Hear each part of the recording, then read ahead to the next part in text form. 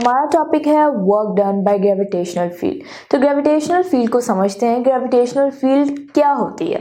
आपने सिर्फ ये याद रखना है, ग्रेविटेशनल फील्ड को वो जगह होती है जहां पर हम ग्रेविटी को फील कर सकें। Where gravity is felt is called gravitational field. अब ग्रेविटी क्या होती है? ये आप मेरे पास एक ऑब्जेक्ट देख रहे हैं, इसको अगर हम यहाँ से रिलीज करें तो ये नीचे गिर जाएगा बिकॉज ऑफ ग्रेविटी, ग्रेविटी की वजह से। अब वो फोर्स जो इसे नीचे की तरफ लेके आई वो ग्रेविटेशनल थी। हमें न्यूटन के सेकेंड लॉ ऑफ मोशन से पता है F is equals to ma, और हमें ये भी पता है कि ग्रेविटी अपनी तरफ किसी भी ऑब्जेक्ट को अट्रैक्ट करे तो उसके ऊपर ग्रेविटेशनल एक्सेलरेशन लगती है।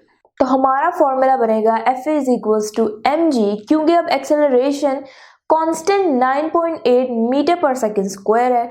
हमें एक और चीज़ पता है, बड़ी डिटेल में हम बार बार पढ़ चुके हैं, work is equals to ft। इस केस में F mg है तो हम mg लिख देंगे। d जो है वो डिस्टेंस है, जहाँ से ये ऑब्जेक्ट नीचे की तरफ ट्रेवल किया इसने, इसकी हाइट थी जहाँ, या ये नीचे गिरा, ये h वर्क डन जो है वो हो गया mgh। अब अगर मैं इस ऑब्जेक्ट को उठाकर वापस इस साइड पर लेकर आऊं तो मैंने इस पर काम किया, वर्क डन किया। इस केस में वर्क डन पॉजिटिव था क्योंकि फोर्स ऑफ अट्रैक्शन ग्रेविटी की थी, और जो डिस्प्लेसमेंट था, जो डिस्टेंस उसने ट्रैवल किया, उसकी डायरेक्शन भी फोर्स की डायरेक्शन में थी। इस केस में वर्क डन नेगेटिव है क्योंकि फोर्स इसे नीचे की तरफ लाना चाह रही है और हम इसे डिस्प्लेस कर रहे हैं ऊपर की तरफ। इसी बात को मैथमेटिकली प्रूव करते हैं। Work done FD cause of theta होता है, जिस केस में फोर्स और डिस्प्लेसमेंट दोनों सेम डायरेक्शन में है, यानी नीचे की तरफ। Theta is equals to 0, cos 0 लिखेंगे। अगर आप कैलकुलेटर से कैलकुलेट करके देखें कॉस 0, तो कॉस 0 का आंसर आता है 1। तो जहां कॉस 0 लिखा है वहां हम 1 लिख देते हैं। FD into 1 is equals to FD, तो पॉजिटिव है ये FD क्योंकि फोर्स भी पॉजिटिव है, डिस्टेंस भी पॉजिटिव है, ये वर्क डन भी पॉजिटिव हो गया।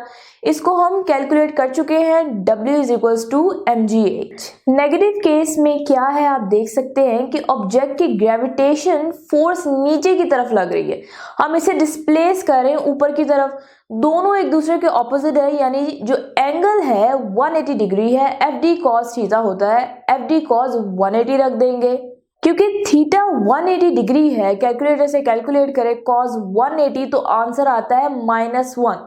तो FD इंटू -1 हमें मालूम है कि जब हम उसे मल्टीप्लाई करते हैं तो आंसर आएगा -FD।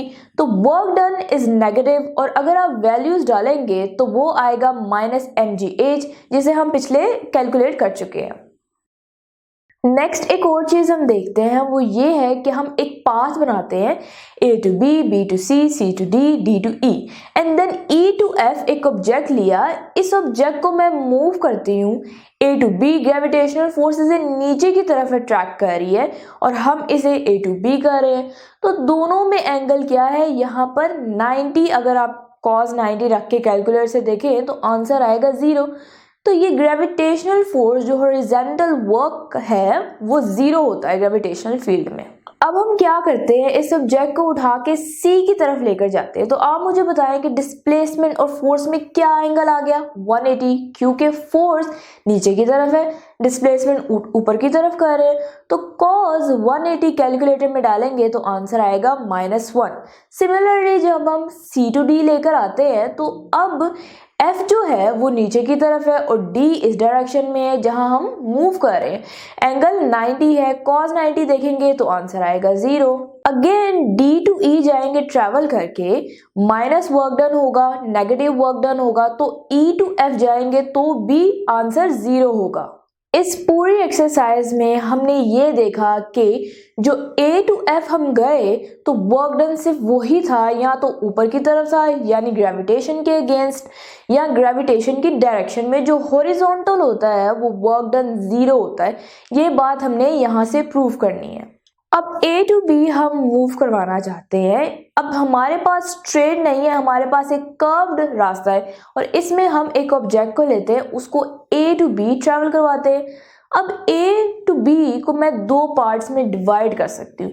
A to D and then D to B, ये दूसरा रास्ता हो गया।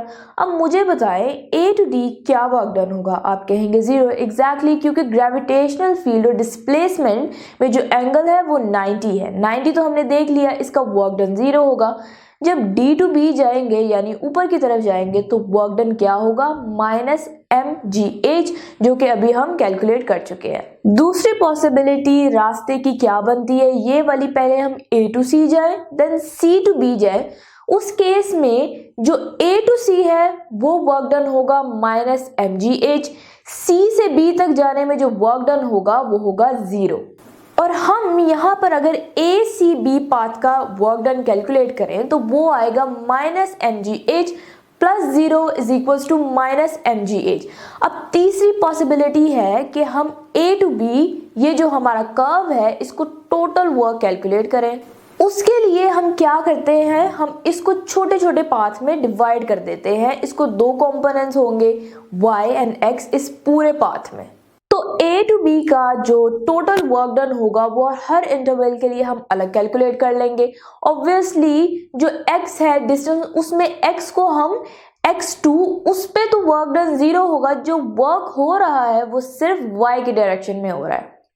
तो हम लिख सकते हैं -mg डेल्टा y1 फिर +-mg।